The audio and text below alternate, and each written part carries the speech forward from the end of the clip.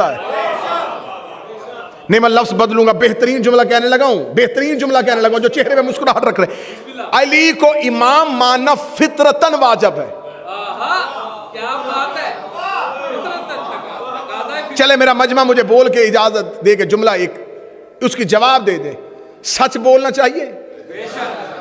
کیوں بولنا چاہیے سچ؟ اللہ نے کہا ہے. تو پھر غیر مسلم جھوٹ کیوں نہیں بولتے؟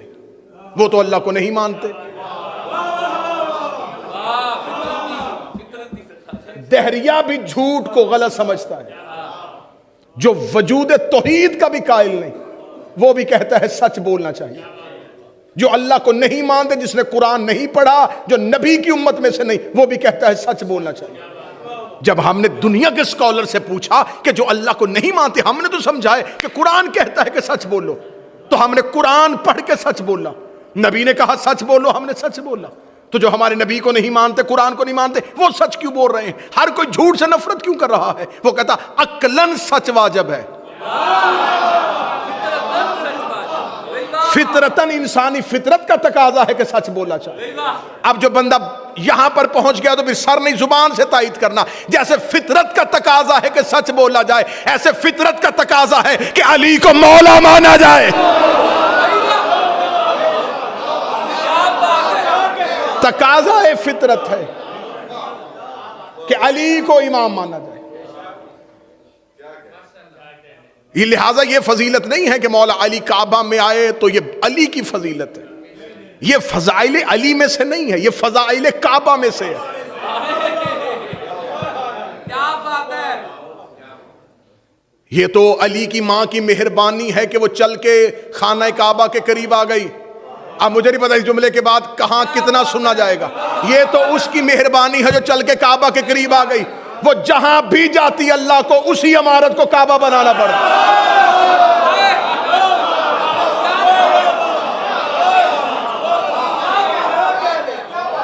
یہ تو اس کی مہربانی ہے کہ وہ عمران کے گھر سے نکل کے رحمان کے گھر آ گئی.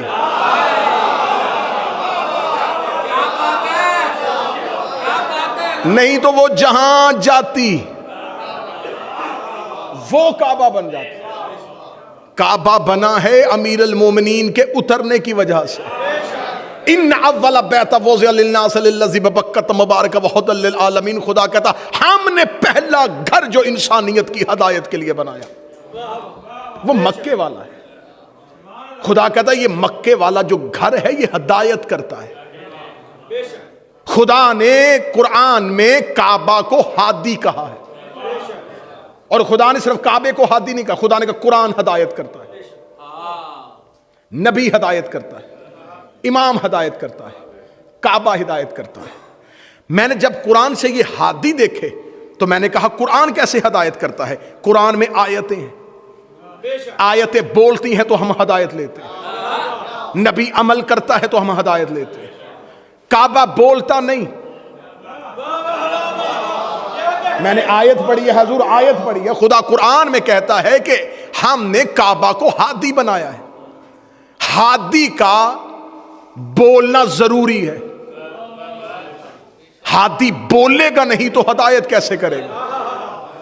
کیا بات ہے. بند قرآن کوئی بندہ جا کے گھر کی الماری میں رکھ لے, قرآن بھی ہدایت نہیں کرے گا جب تک اسے کھولو گے نہیں, اس کو پڑھو گے نہیں, اس کے معنی کو سمجھو گے نہیں, اہل بیت سے اس کی تفسیر لوگے نہیں.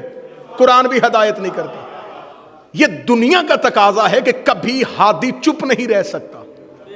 خدا کہتا ہے کہ کعبہ کرتا ہے ہدایت. خانہ کعبہ کے قریب کھڑے ہو کے بندے جھوٹ بولتے ہیں, کعبہ چپ رہتا ہے.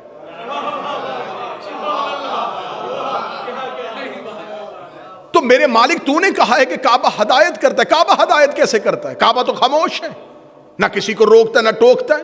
آپ چپ بیٹھے, خانہ کعبہ پہ 360 بتوں کا قبضہ رہا, وہ پھر بھی چپ تھا. لوگوں نے اللہ کے شریک کعبے کی دیواروں پہ لٹکا دیے. وہ ہادی تھا لیکن خاموش تھا. میرے مالک یا تو قرآن میں آیت دی ہے تو اب اس کی تفسیر دے. تو نے کہا ہے کہ کعبہ ہدایت کرتا ہے. کعبہ کیسے ہدایت کرتا ہے؟ کعبہ تو خاموش رہتا ہے. چلے میں آسان مثال دوں گا تاکہ بچے بھی سمجھیں. اکثر باپ اپنے بچے کو لے کے جاتا جاتا گزرتا ایک بلڈنگ کی طرف دے کے کہتا ہے بیٹا میں اس اسکول سے پڑھا ہوں. پڑھایا اسکول نے نہیں. کہاں چلا گیا وہ مجمع جو جشن سننے کے لیے آیا تھا؟ پڑھایا اسکول نے نہیں ہے. بچے کو باپ کہتا ہے کہ میں نے اس مسجد سے قرآن پڑھا تھا.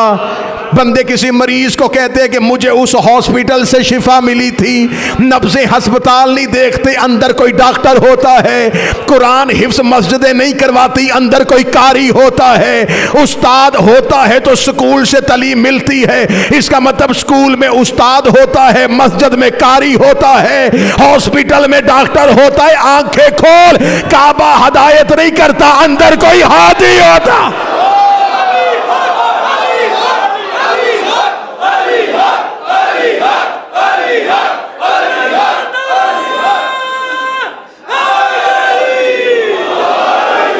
کعبہ ہدایت کے قابل بنا تھا. تو آج کے جشن میں ہم صرف اسی موضوع پہ رک جائیں گے کہ کعبہ جو ہے اسے کیوں چنا گیا, تاریخ کعبہ کیا ہے.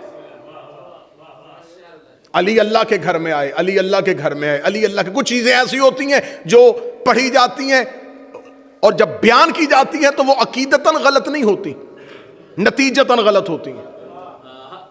یعنی کہ پڑھنے والا غلط عقیدے سے نہیں پڑھتا, وہ پڑھتا ہے لیکن نتیجہ ٹھیک نہیں ہوتا اور وہ غلط العام ہو جاتی ہے, وہ مشہور ہو جاتی ہے. جیسے کہ یہ کہا جاتا ہے کہ مولا امیر المومنین کا گھر مسجد میں تھا. غلط ہے یہ بات, ممبر سے نہیں کہنی چاہیے. میں مولا کے ظہور کی رات کہہ رہا ہوں, لوگ ممبر پہ کہتے تھے علی کا گھر مسجد میں تھا, علی کا گھر مسجد میں تھا. تاریخی حقائق کو سامنے رکھ کے بات کرنی چاہیے. علی کا گھر مسجد میں تھا, علی کا گھر مسجد میں تھا. کتنی بار آپ نے بھی سنی ہے یا نہیں سنی؟ آپ بالکل خاموش اس لیے ہو گئے کہ آپ نے سنی ہے, اور اتنی سنی ہے کہ آپ کہتے ہیں کہ ہم بھی یہی کہتے ہیں علی کا گھر مسجد میں. آج کی رات اس بات کو درست کر لینا, علی کا گھر مسجد میں نہیں تھا, مسجد علی کے گھر میں تھی.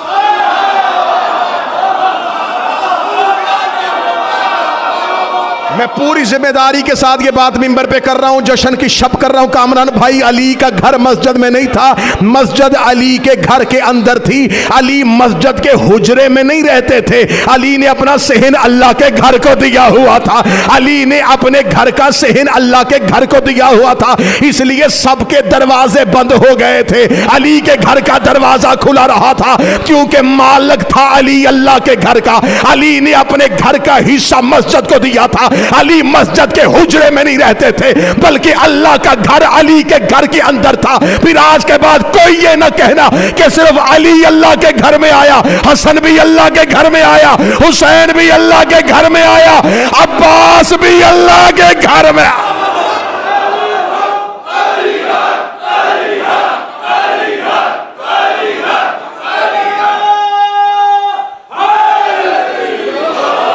یہ سارے اللہ کے گھر میں آئے.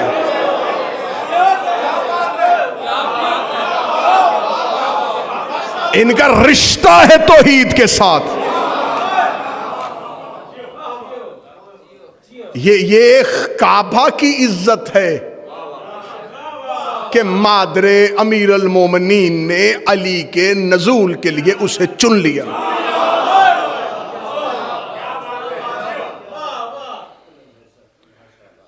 یہ کعبہ عربی زبان میں کہتے اونچی جگہ کو,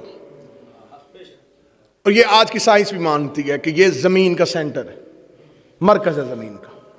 جب خدا نے زمین کو خلق کیا تو زمین کا جو مرکز, جہاں سے زمین بننی شروع ہوئی, جہاں سے زمین نے پھیلنا شروع کیا, جو مرکز تھا وہ یہی جگہ ہے جسے ام القریٰ بھی کہتے ہیں. مکہ کا ایک نام ام القریٰ ہے, کریوں کی ماں, جس سے سارے کریے وجود میں آئے. جو سینٹر تھا زمین کا, یہ آج بھی وہ مقام ہے. یہ کعبہ کی 4 دیواری کیوں بنائی گئی, یہ چوکور کیوں بنایا گیا, یہ گول کیوں نہیں بنایا گیا؟ اور یہ بات ذہن میں رکھیے گا, حضرت ابراہیم نے خانہ کعبہ بنایا نہیں, حضرت ابراہیم نے کعبہ کی دیواروں کو اٹھایا. خدا نے قرآن میں کہا, اے ابراہیم تو میرے گھر کی دیواروں کو اٹھا. دیوار پہلے سے موجود تھی. جب حضرت آدم کو پہلی بار زمین پہ اتارا گیا تھا تو حضرت آدم جب پہلی دفعہ زمین پہ آئے تو جناب حوا کو جو اتارا گیا وہ اسی مکہ کے قریب اتارا گیا. جدہ عربی زبان میں کہتے ہیں دادی کو. حوا کے اترنے کی وجہ سے وہ شہر آج بھی جدہ ہے. جب جناب آدم زمین پہ اترے تو خدا نے حضرت آدم کو اس جگہ پہ جا کے ایک خیمہ نصب کرنے کا حکم دیا. حضرت آدم نے اس جگہ پہ جا کے ایک خیمہ نصب کیا. حضرت آدم کے بعد حضرت نوح زمین پہ اترے. نوح نے تبلیغ کرنی شروع کی. نوح نے آخر خدا سے عذاب مانگ لیا. پانی پوری دنیا میں گیا. اس خیمے کے قریب آ کے طواف کر کے گزر جاتا تھا.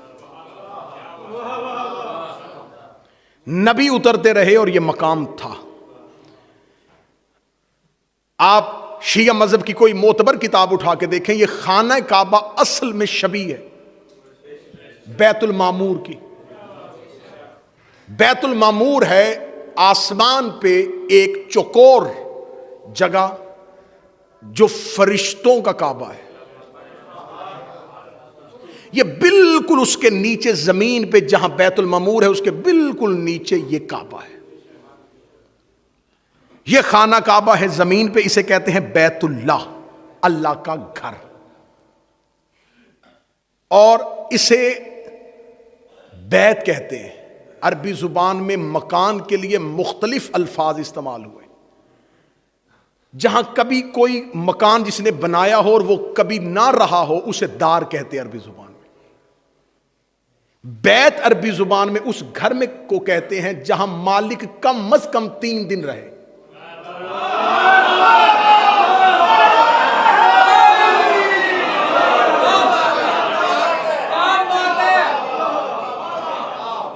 عربی زبان میں خالی مکان کو جہاں مالک کوئی گھر بنائے, کوئی کنسٹرکشن ہو اور وہ وہاں نہ رہے اور وہ خالی رہے اسے دار کہتے. بیت اس گھر کو کہتے جہاں کم از کم وہ 3 دن رہے. میں تاریخ کعبہ پڑھوں گا اور یہیں پہ جشن تمام ہو جائے گا تاکہ پتہ تو چلے کہ علی کی ماں نے اسے ہی منتخب کیوں کیا.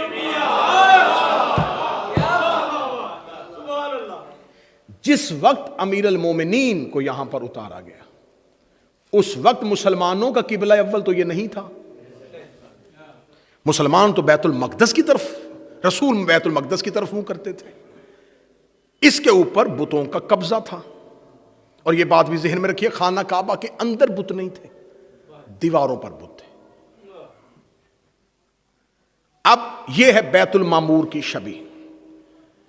عرش پہ چوتھے آسمان پر بیت المعمور ہے, کیونکہ جتنی بھی آسمان پہ رہنے والے ملائکہ ہیں ان کو اپنی عبادت کرنے کے لیے کوئی رخ چاہیے.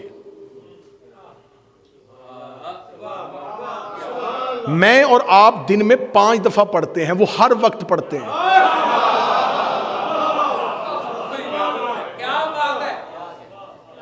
کوئی اجنبی اس امام بارگاہ حسینیہ میں آئے گا اور وہ نماز پڑھنا چاہے گا تو وہ فوراً کسی سے پوچھے گا رخ قبلہ کدھر ہے. تو آپ نے 2 رکعت نماز پڑھنے کے لیے آپ پہلے رخ کا تعین کرتے ہیں, مقام قبلہ کا تعین کرتے ہیں, تو جو ہر وقت کرتے ہیں. کیا وہ جدھر ان کا منہ ہے ادھر سجدہ کر دیتے ہیں؟ نہیں, ان کو بھی ایک ڈائریکشن چاہیے, ایک سمت چاہیے, ایک تعین چاہیے. تو خدا نے ان کے لیے چوتھے آسمان پر ایک حصہ مقرر کیا ہوا ہے جس کو چاروں طرف سے ملائکہ نے گھیرا ہوا ہے. اور جتنے بھی وہ مخلوقات جو سماوی ہیں, جو آسمانوں پہ رہتی ہیں, کیونکہ صرف ملائکہ نہیں رہتے, بہت سی مخلوقات ہیں جو آسمان پہ رہتی ہیں. جیسے زمین پہ صرف انسان نہیں رہتے, اس طرح آسمان پر بھی بہت سی مخلوقات رہتی ہیں. جیسا کہ آپ حدیث کسا میں پڑھتے ہیں جب خدا نے کہا یا ملائکاتی و یا سکان السماواتی. میں نے بڑا آسان لفظ کہا جو آپ کو دینا, اے میرے فرشتوں اور اے آسمان پہ رہنے والوں. اگر صرف فرشتے رہتے تھے تو یا سکان السماواتی کس کو کہا؟ یا ملائکتی و یا سکان سماواتی انی ما خلقت سماعا مبنیا. جب خدا نے ملائکہ کی محفل میں پنجتن کا قصیدہ پڑھا تو خدا نے صرف ملائکہ کو منتخب نہیں کیا, خدا نے وہاں متوجہ کیا سکان سماواتی, اے آسمان پہ رہنے والے, وہ تمام مخلوقات جو آسمان پہ رہتی ہیں. ایک لفظ استعمال کر دیتا ہوں جو اقبال نے اپنے شعر میں بھی استعمال کیا تھا, کروبی. ورنہ اطاعت کے لیے کچھ کم نہ تھے کروبیاں, درد دل کے واسطے پیدا کیا انسان کو, ورنہ اطاعت کے لیے کچھ کم نہ تھے کروبیاں. کروبی جو ہے یہ آسمان پہ رہنے والی ایک مخلوق ہے, یہ ملائکہ میں سے نہیں لیکن ملائکہ کی طرح معصوم ہے. میں نے کہا تھا کہ میں منفرد نوعیت کا جشن آپ کے سامنے, یہ کروبیاں جو ہیں یہ ملائکہ نہیں ہیں, یہ کروبی یہ عبادت پروردگار کرتے ہیں, معصوم بھی ہیں ملائکہ کی طرح, یہ نہ انسانوں میں سے ہے نہ فرشتوں میں سے, یہ فرشتے بھی نہیں ہیں بشر بھی نہیں ہیں, رہتے آسمان پہ, کرتے یہ بھی صرف عبادت ہے. معصوم نے چھٹے امام نے فرمایا بہار الانوار کا حوالہ, معصوم فرماتے یہ اتنے خوبصورت ہیں اگر ان میں سے ایک کروبی عرش سے اپنے چہرے سے نقاب ہٹا کے زمین پہ دیکھے, زمین پہ رہنے والے اسے حسن کی تاب نہ لاتے ہوئے مر جائیں. بہار الانوار کا حوالہ دے دیا. سائل نے پوچھا مولا یہ کروبی کون ہے؟ فرمایا عرش پہ رہنے والے ہمارے شیعہ.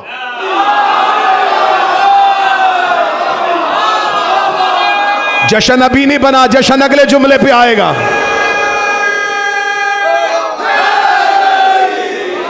جشن اس سے اگلے جملے پہ آئے گا. مولا نے فرمایا یہ عرش پہ رہنے والی وہ ہماری مخلوقات ہے, جیسے فرش میں ہم نے اپنے انسانوں میں سے شیعوں کو چن رکھا ہے, ویسے عرش پہ رہتے ہوئے ہم نے جن مخصوص کو چن رکھا ہے انہیں کروبیاں کہتے ہیں. یہ عبادت پروردگار میں دو ہی تسبیحاں کرتے ہیں, یا ہم پہ درود پڑھتے ہیں یا ہمارے دشمنوں پہ لعنت کرتے ہیں. مولا نے فرمایا یہ عرش پہ رہتے ہیں. سائل نے کہا مولا کبھی یہ زمین پہ نہیں آئے؟ فرمایا اگر کوئی بھی اپنے چہرے سے نقاب ہٹائے زمین والے مر جائے, اسے کبھی کوئی نہیں آیا. فرمایا ہاں ایک بار جب موسیٰ نے اللہ کے دیدار کی تمنا کی تھی, خدا نے ایک کروبی سے کہا تھا اپنے چہرے سے نقاب ہٹا.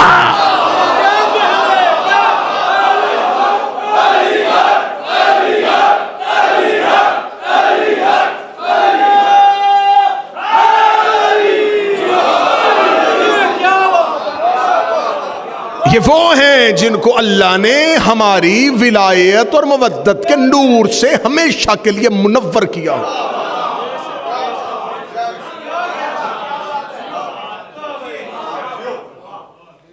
تو یہ آسمان پہ رہنے والے جو صرف ہیں یہ صرف ملائکہ نہیں ہیں, کروبیاں بھی ہیں, حوریں بھی ہیں, غلمان بھی ہیں. سارے مسلمانوں کے پاس ان سب کا کانسیپٹ بالکل خراب ہے. یقین کریں کہ جتنا بھی اپنے بچوں کو بتایا جاتا ہے بیٹا حوریں ہیں جنت میں, اور پھر جو تمثیل جو دی جاتی ہے, جو مثال دی جاتی ہے, منبر کا ادب اجازت نہیں دیتا کہ میں وہ ایک لفظ بھی آپ کے سامنے پھر لوگوں کو عبادت میں جو لالچ دیا جاتا ہے, جنت میں اللہ 70 اللہ عادل ہے کہ نہیں ہے؟ تو جنت میں کیا صرف مرد ہی جائیں گے؟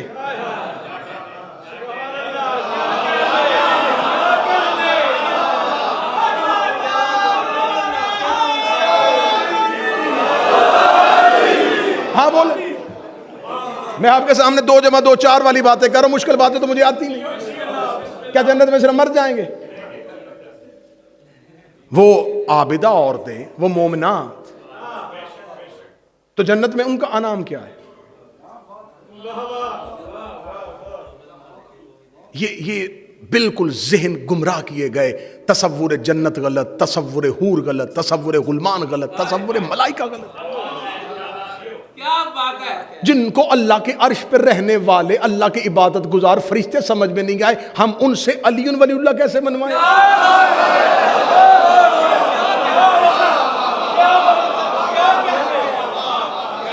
ہم ان سے علی منوائیں؟ یہ آسمان پہ رہنے والی شہزادی کے القابات میں سے ایک لقب ہے میری شہزادی کا، میری معصومہ کا، حورن سیاہ، حور العین سیاہ بی بی کا القابات میں سے ایک لقب ہے انسانی شکل میں حور، یہ لقب ہے شہزادی کا، انسانی شکل میں حور۔ اب جس کے ذہن میں تصور حور یہ ہے، وہ جب بھی اس لقب کو سوچے گا توہین ذہن میں آ جائے گی۔ شہزادی کے القابات میں سے جب معصوم سے پوچھا گیا کہ مولا شہزادی کا ایک لقب ہے انسانی شکل میں حور، تو مولا بتائیں اس لقب کی توجیہ، اس لقب کی وجہ کیا ہے؟ مولا فرمایا تمہارے نزدیک حور کا تصور کیا ہے؟ فرمایا عرش پہ رہنے والی کچھ مستور نما ایسی اللہ کی پاکیزہ عورتیں۔ فرمایا نہیں۔ تو مولا جو خدا قرآن میں کہہ رہا ہے کہ میں تمہیں حوروں سے نوازوں گا، فرمایا حور ہے اس انسان کے زندگی میں وہ اعمال جو کمال کی منزل پہ پہنچ کے مجسم صورت بن کے اس کے سامنے کھڑے ہوئے،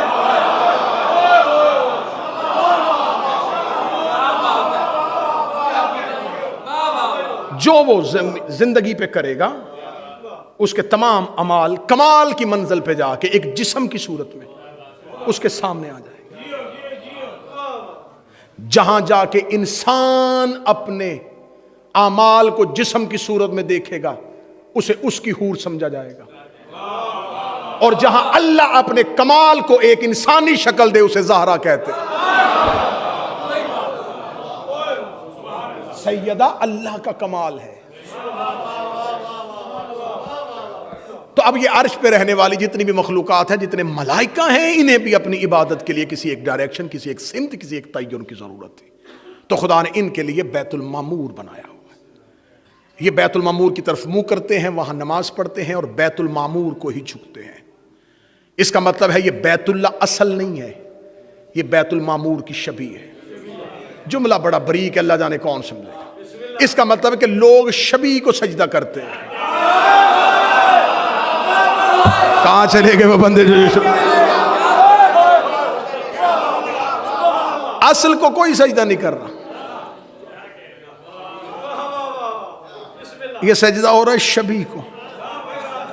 خانہ کعبہ شبیہ ہے بیت المعمور کی۔ اس کا مطلب کیا؟ خانہ کعبہ اللہ کا گھر نہیں، بیت اللہ اصل نہیں، بیت المعمور کی شبیہ۔ اس کا مطلب بیت المعمور اصل ہے؟ معصوم نے فرمایا نہیں، بیت المعمور بھی اصل نہیں۔ بیت المعمور ہے اللہ کے عرش کی شبیہ۔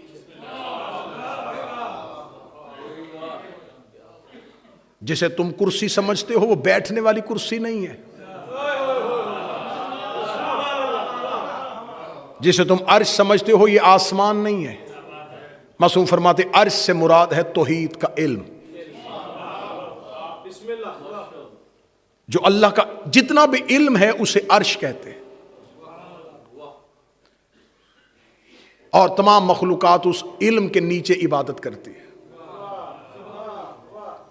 میں پہلے کہا ہو کہ بڑا منفرد سا جشن میں آپ کو سنا، تمام مخلوقات عرش، یہ عرش نہیں ہے، یہ اللہ کا علم ہے جس نے احاطہ کیا ہوا ہے۔ مخلوقات اس علم کے نیچے عبادت کرتے ہیں۔ مولا فرماتے ہم عرش پر عبادت کرتے ہیں۔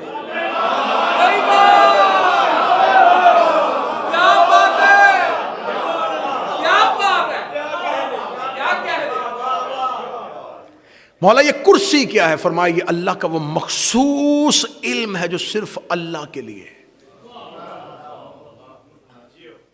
اب یہ لفظ ذہن میں رکھ کے آیت الکرسی پڑھنا تو سمجھ میں آئے گا کہ اللہ کا وہ مخصوص علم جو صرف اسے اللہ بنائے ہوئے ہے، وہ اسے وہ کرسی کہتا ہے۔ جس علم کو وہ پھیلا دیتا ہے اسے وہ عرش کہتا ہے۔ یہ بیت المعمور، اس پہ ملائکہ عرش کے نیچے اس کی طرف سجدہ کرتے ہیں، اور اس کے اوپر ہے عرش الہی۔ بیت المعمور عرش الہی کے بالکل نیچے ہے، بیت اللہ بیت المعمور کے نیچے ہے۔ اس کا مطلب ہے کہ اگر بیت اللہ کے اندر کھڑے ہو کے دیکھا جائے تو بالکل اس کے اوپر بیت المعمور اور اس کے اوپر عرش الہی۔ عرش پہ کون رہتا ہے؟ کیونکہ ملائکہ تو عرش کے نیچے ہیں، فرمایا عرش الہی اللہ کا علم، ہم 14 اللہ کے عرش پر رہتے ہیں. مولا بیت المعمور میں طواف ہو رہا ہے، فرمایا ہم عرش الہی پر رہ کے اللہ کی کرسی کا ہمارے النور طواف کرتے ہیں. یہ چکر صرف عرش پہ نہیں رہتا، عرش پہ صرف اللہ کی کرسی، اللہ کا مخصوص علم، اس کے گرد 14 کے انوار طواف کر رہے ہیں. یہ وہ ہیں جو اس کرسی کو گھیرے ہوئے ہیں. واسع کرسی السماوات والارض، یہ ہیں وہ جنہوں نے اللہ کی کرسی کو زمین و آسمان پہ سنبھالا ہوا. یہ ایک نور کے حالے میں اللہ کے اس مخصوص علم کا طواف کر رہے ہیں. جیسے ہم اللہ کے نور کا طواف کرتے ہیں تو یہ چکر صرف عرش پہ نہیں رہتا، یہ بیت المعمور پہ آتا ہے. اس کی سنت ادا کرتے ہوئے ملائکہ بیت المعمور کا طواف کرتے ہیں. نہ خطرناک جملے آنے لگے، لیکن جشن آپ کو اگلے سال تک نشے میں رکھے گا. عرش الہی پہ ہم 14 اللہ کے اسم، اللہ کی کرسی کا طواف کرتے ہیں. بیت المعمور میں ملائکہ اس گھر کا طواف کرتے ہیں. اللہ عرش سے وہ چوتھے آسمان پہ نہیں آتا، وہ بیت المعمور کے اندر نہیں آتا، کیونکہ وہ ادھر سے ادھر آ جائے تو ادھر کون نہ رہے، اور ادھر وہ طواف رک جائے کیونکہ جس کا تھا وہ چلا گیا. تو مولا پھر بیت المعمور میں کون ہے؟ فرمایا بیت المعمور میں ہم رہتے ہیں.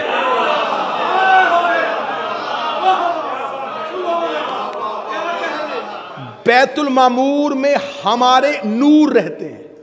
ہمارے انوار زمین پر اترنے سے پہلے جس جگہ پہ مسکن رکھتے ہیں وہ بیت المعمور ہے. ہم تمہارے زمین کے اس گولے پہ اترنے سے پہلے جہاں رہتے ہیں وہ بیت المعمور ہے. ہم بیت المعمور پہ اترتے ہیں، ملائکہ اس بیت المعمور کا طواف کر رہے ہیں. جتنے ملائکہ ہیں ان کے اسم کے آخر میں ایل آئے گا. جبرا، اسرا، ازرا، میکا، جتنے ملائکہ ہیں ایل سے باہر نہیں. عربی زبان زمین کی ہے، عبرانی زمین کی ہے. توریت اللہ کے آسمانی صحیفوں کا پہلا صحیفہ ہے. نہج البلاغہ، بحار الانوار، جتنے اصول کافی، یہ مذہب کی معتبر کتابیں میں منبر پہ رکھ دیتا ہوں. علی فرماتے ہیں کہ مجھے توریت میں ایلیا کہا جاتا ہے.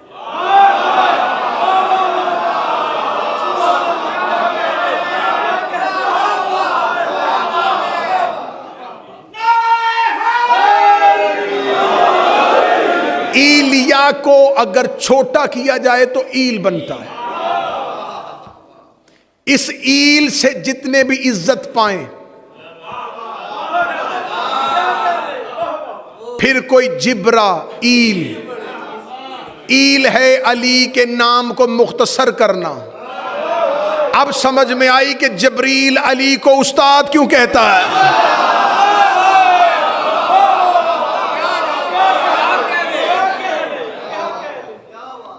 ایسے جشن چلتا رہے جی.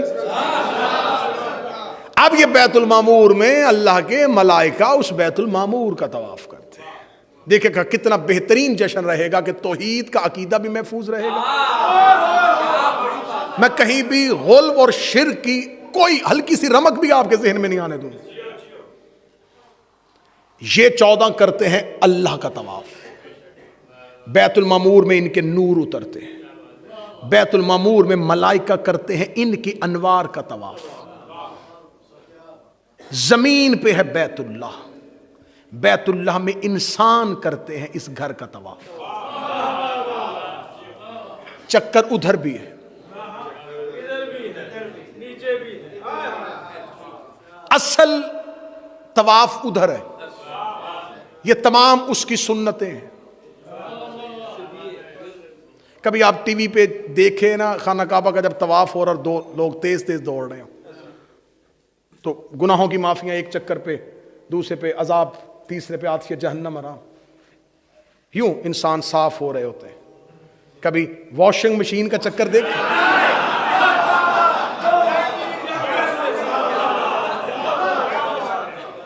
استاد قمر جلالوی نے کہا تھا مسلمانوں پہ حج فرض عیاں ہے, پنہا نہیں, عیاں. مسلمانوں پہ حج فرض عیاں ہے. طواف کعبہ میں ایک راز نہاں ہے. حرم کے گرد ڈھونڈتے پھر رہے ہیں بتوں کا توڑنے والا کہاں.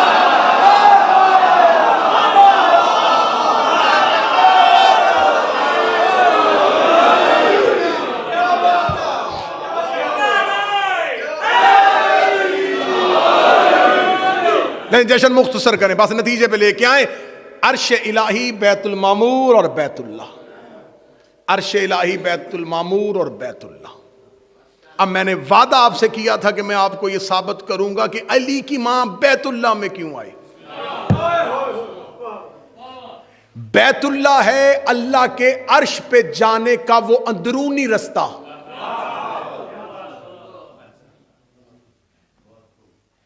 یہ بیت اللہ عرش الہی کی بیسمنٹ ہے.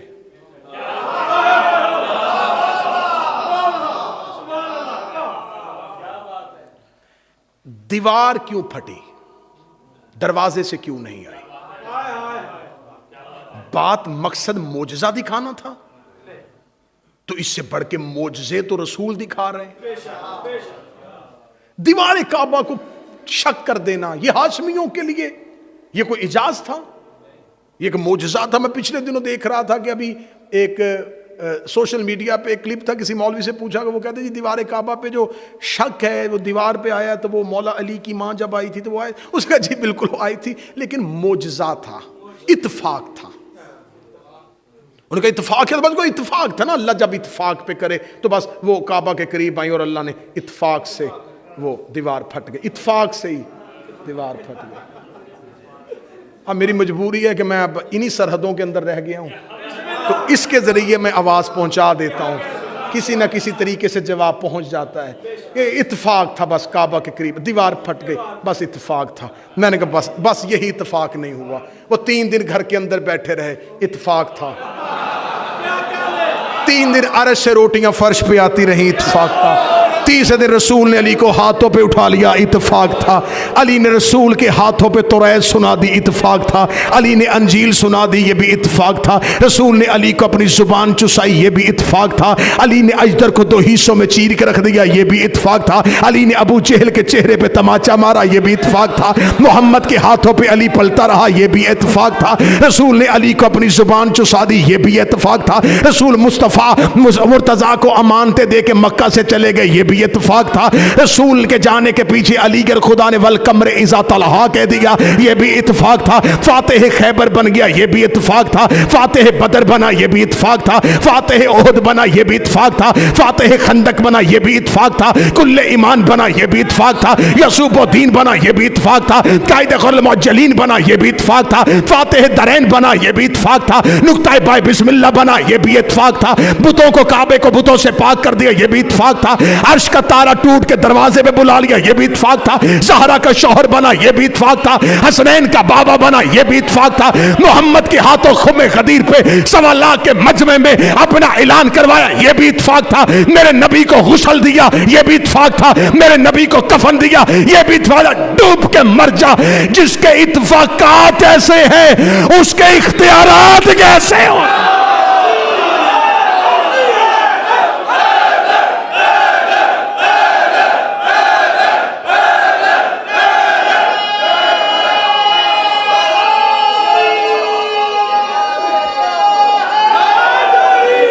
یار اور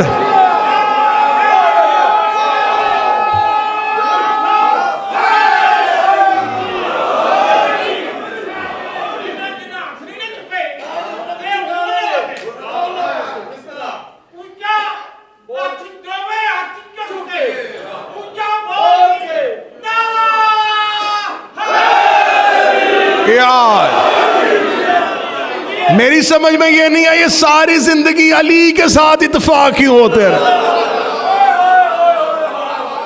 اتفاق سے کسی اور کے حصے میں اتفاق بھی نہیں آیا.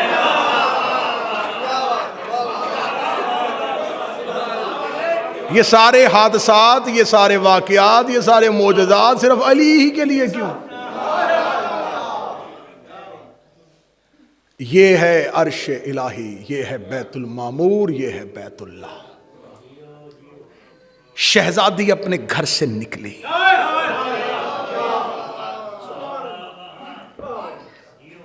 حضرت عباس ابن عبد المطلب رسول اور علی کے چچا کہتے ہیں کہ اس رات 40 مکے کے لوگ کعبے کے قریب بیٹھے ہوئے تھے.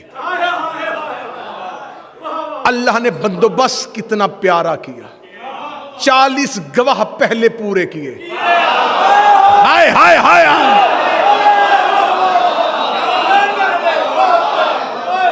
ذہن میں رکھنا، یہ 13 کی شب ہے،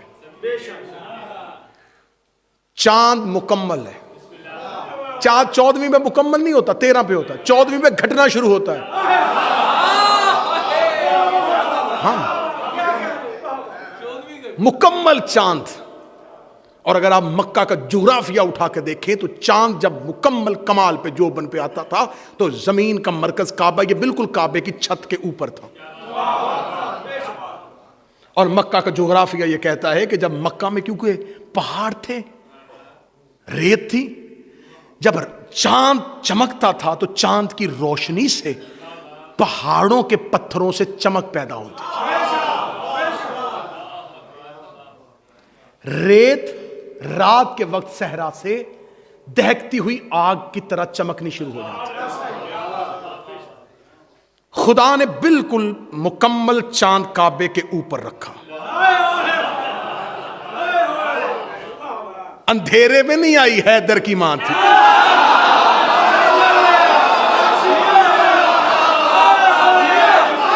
پوری چاند کا جوبن، مکہ روشن،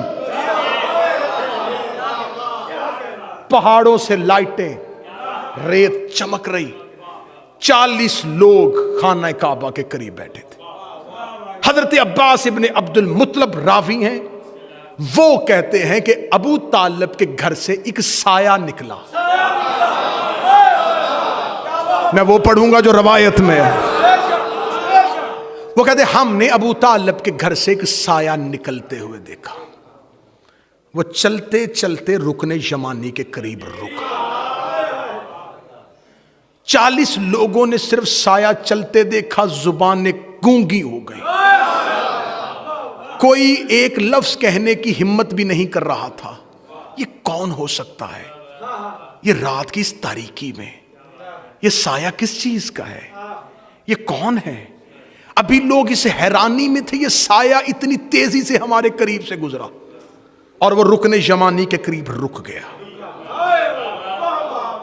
رکن یمانی کے قریب رک کے اس نے دیوار کعبہ پہ اپنا ہاتھ رکھا. دیوار میں در بننا شروع ہوا. اس نے آہستہ سی آواز میں دیوار کو کچھ کہا تھا. اس کے بعد بات مشہور ہو گئی، دیواروں کے بھی کان ہوتے ہیں. آئے آئے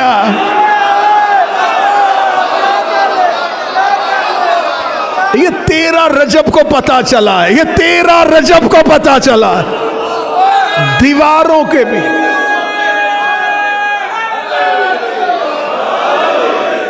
وہ چلتی چلتی دیوار کعبہ پھٹی اور وہ دیوار کعبہ کے اندر وہ یوں ہی پھٹتی ہوئی دیوار کو دیکھا تو 40 لوگ ڈرے. وہ نہ ڈری نہ وہ ہٹی بلکہ وہ بڑھی. میں لفظ پڑھنے لگا ہوں حضرت عباس ابن عبد المطلب کے. حضرت عباس ابن مطلب کہتے اس بی بی نے اتنے اطمینان کے ساتھ کعبے کے اندر پاؤں رکھا جیسے کہ ایک شاہ سوار رکاب پہ پاؤں رکھتا. اس نے اتنی شان کے ساتھ، وہ اتنی شان کے ساتھ کعبے پہ پاؤں رکھ رہی تھی. اس نے کعبے کے اندر اپنا قدم رکھا اور دیوار وہیں پہ واپس ملنا شروع ہو گئی. دیوار وہیں کی وہیں بند ہو گئی. 40 کے 40 لوگ کھڑے دیکھ رہے تھے. وہ بی بی گھر کے اندر آئی. آج تک شیعہ منبر سے پڑھا جاتا 13 رجب کو گئی تھی, 16 رجب کو آئی تھی, 13 رجب کو گئی تھی, 16 رجب کو آئی تھی.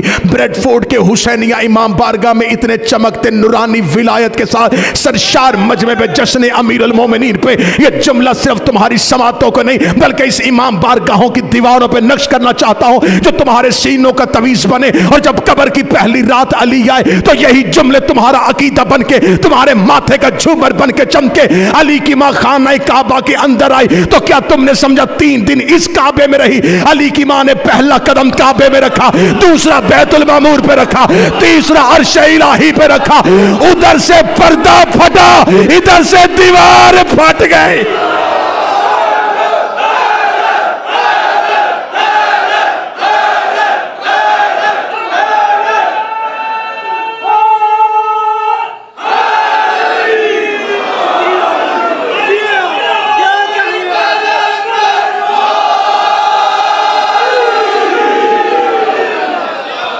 یہ یہاں سے چلی وہاں سے لے کے آئی. جو ایک لمحے کے لیے عرش پہ جائے اسے مصطفیٰ کہتے ہیں. جو 3 راتیں توحید کی مہمان رہے اسے علی کی ماں کہتے ہیں.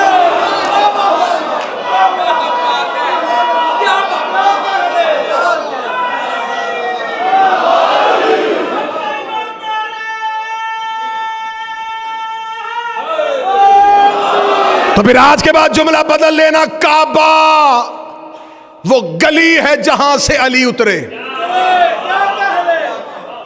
کعبہ مقام علی نہیں ہے, کعبہ ہے علی کی ماں کے گزرنے کا رستہ. جہاں سے شہزادی صرف گزری ہے, ادھر سے پردہ پھٹا, ادھر سے دیوار پھٹ گئی. اللہ کے ہاں سے اللہ کے چہرے کو لے کے زمین پہ علی کی ماں اتری. جملہ کہہ دو اگر ہاتھ یہیں کے یہیں اٹھے رہیں.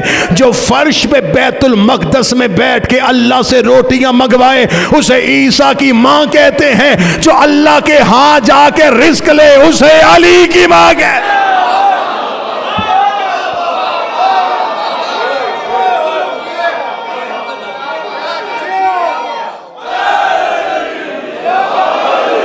چلے آخری جملہ آپ کا حق بنتا ہے, اتنا بہترین طریقے سے آپ نے سنا. آخری 2 منٹ کا جملہ آپ کو ہدیہ کرو. خدا کہتا وَعَهِدْنَا إِلَىٰ إِبْرَاهِيمَ وَإِسْمَاعِيلَ, ہم نے عہد لیا تھا ابراہیم اور اسماعیل سے. إِنَّ طَاهِرَ بَيْتِي, تم دونوں میرے گھر کو پاک رکھنا.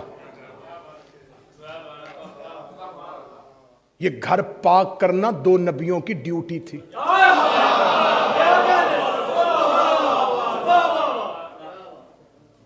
امام بارگاہ تعمیر ہو رہا تھا, کسی صاحب نے بڑی محنت کی, اس نے پوری تعمیر کی. تعمیر ہونے کے بعد اس نے کہا دیکھا جی میں نے آپ کو امام بارگاہ کتنا بہترین بنا کے دیا. شرفا کہتے ہیں, مومنین کہتے ہیں اسے کوئی انعام دیا جائے. اس نے بارگاہ بڑا خوبصورت سجایا. خدا نے ابراہیم اور اسماعیل سے کہا ذرا پاک کرو اسے, وعدہ کرو دونوں پاک کرو گے. ہاں تم پاک کرو, میں مزدوری میں دونوں کو نبوت دوں گا. میں قرآن کی آیت پڑھ رہا ہوں, وَعَهِدْنَا إِلَىٰ إِبْرَاهِيمَ وَإِسْمَاعِيلَ, ہم نے عہد لیا تھا, وعدہ لیا تھا ابراہیم اور اسماعیل سے. إِنَّ طَاهِرَ بَيْتِي, تم میرے گھر کو پاک رکھو گے. تم ابراہیم اور اسماعیل کی ڈیوٹی تھی کعبے کو پاک رکھنا. کعبہ پاک رکھنا ابراہیم اور اسماعیل کی ڈیوٹی تھی. طَاهِرَ بَيْتِي, بیت اور اہل بیت کا فرق سمجھاؤں. جہاں بیت آیا فرمایا ابراہیم اور اسماعیل طاہرہ بیت, تم میرے گھر کو پاک کرو. جب اہل بیت کی بات, وَيُطَاهِرَكُمْ تَطْهِيرًا, ہائے ہائے ہائے ہائے, تمہیں میں پاک رکھوں گا, تمہیں میں پاک رکھوں گا. کعبے کو ابراہیم پاک رکھے, اہل بیت کو توحید پاک رکھے. کعبہ اتنا پاک ہے جتنی ابراہیم میں طاقت ہے, اہل بیت اتنے پاک ہے جتنی توحید میں طاقت. تم میرے گھر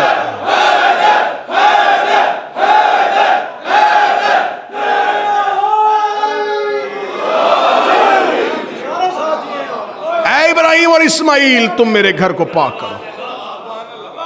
کن کے لیے؟ للطائفین والعاکفین الراکعین والساجدین.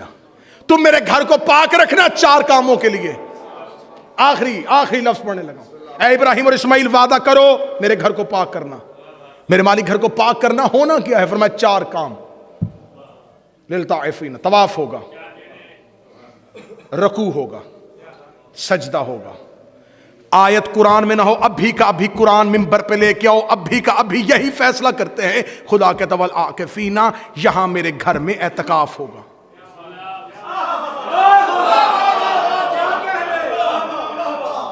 آخری سطر پہ آئے اور اب میں نے جشن ایسے نہیں جانے دینا، ورنہ اتنے مجمع کے لیے 4 جملے پڑھتا، علی کا آنا پڑھتا، کوئی قصیدہ پڑھتا، رسول کی لوری پڑھتا، بعد میں بولو بولو سخی لال کلندر کہتا، بات تمام ہو جانی تھی. آپ نے پوری رات کہنا تھا جشن کمال، لیکن پتہ ہی نہیں چلنا تھا کہ پڑھا کیا گیا، سنا کیا گیا، سمجھا کیا گیا. تو شور کرنے کا عادی نہیں. بات آپ کے ذہن تک پہنچے گی، عقیدہ منور ہوگا، پوری رات بستر پہ کروٹیں لوگے علی کی محبت کے نشے میں. یوں گلی میں چلتے ہوئے سینہ چوڑا ہوگا، فخر ہوگا علی کے نوکر ہیں. ہم آج اپنا امام سن کے آئے ہیں. کتنی فضیلتوں کا مالک ہے ہمارا بادشاہ. خدا کہتا میرے گھر میں 4 کام ہوں گے، طواف ہوگا، رکوع ہوگا، سجدہ ہوگا اور اعتکاف ہوگا. طواف کعبے کے اندر نہیں ہوتا، باہر ہوتا. خدا نے اب جو بیت ہے، خدا نے کہا طاہرہ بیتی، میرے گھر کو پاک کرو. اس کا مطلب گھر شروع ہوگا دیوار کے اندر، باہر حرم ہے، بیت نہیں. یہ خانہ کعبہ کے اطراف میں جتنا بھی علاقہ ہے یہ حرم ہے، بیت نہیں. بیت ہے دیواروں کے اندر. خدا نے کہا میرے گھر کو پاک کرو 4 کاموں کے لیے، طواف، رکوع، سجدہ، اعتکاف. طواف کعبے کے اندر نہیں، باہر ہے. اس کا مطلب طواف کے لیے پاک نہیں کرنا.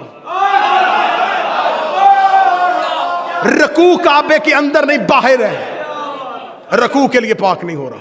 سجدہ کعبے کے اندر نہیں، باہر ہے. اعتکاف باہر نہیں ہوتا، اندر ہوتا ہے. خدا نے قرآن میں کہا ابراہیم اور اسماعیل وعدہ کرو نبوتیں دوں گا. اگر یہ وعدہ پورا نہ کیا نبوتیں واپس. صرف وعدہ ایک کرو، گھر کو پاک کرنا. کس کے لیے؟ اعتکاف کے لیے. اعتکاف ہوتا ہے معتکف ہو جانا، کسی ایک جگہ پر رک جانا، مخلوق سے رشتہ توڑ دینا، خالق سے جوڑ دینا. بندے بیٹھتے ہیں مسجدوں میں اعتکاف، خاندان سے رشتہ توڑو، اللہ سے جوڑو. اس کا مطلب جو گھر چھوڑ کے اللہ کے گھر میں بیٹھ جائے اس کا اعتکاف ہوتا ہے. اعتکاف کا دورانیہ کم از کم 3 دن، زیادہ سے زیادہ 10 دن. علی کی ماں 13 رجب کو گئی تھی، 16 رجب کو آئی ہے. خدا نے کہا میرے گھر میں اعتکاف ہوا ہے. آخری جملہ پڑھ کے جشن چھوڑنے لگا ہوں. جاؤ جا کے مرضی کے مولوی کے سر پہ قرآن رکھو. مرد اعتکاف بیٹھے گا تو مسجد میں بیٹھے گا، عورت اعتکاف بیٹھے گی تو گھر میں بیٹھے گی. علی کی ماں اللہ کے گھر میں بیٹھی. خدا نے کہا میرے گھر میں اعتکاف ہوا ہے. اب بتا اللہ کا گھر سمجھ کے بیٹھی تھی یا علی کا گھر؟ نعرہ حیدری.